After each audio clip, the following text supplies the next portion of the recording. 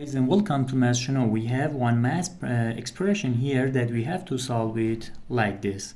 According to the rules of mathematics PEMDAS that is here, we have to solve this expression in this way. First parentheses, then exponent, then multiplication and division, and then addition and subtraction. According to this rule, we have one multiplication that has a higher priority than this addition and this subtraction, so we have to solve it first.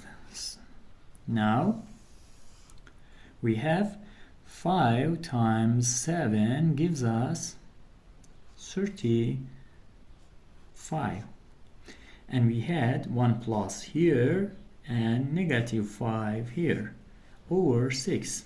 Now negative 5 plus 35 gives us 30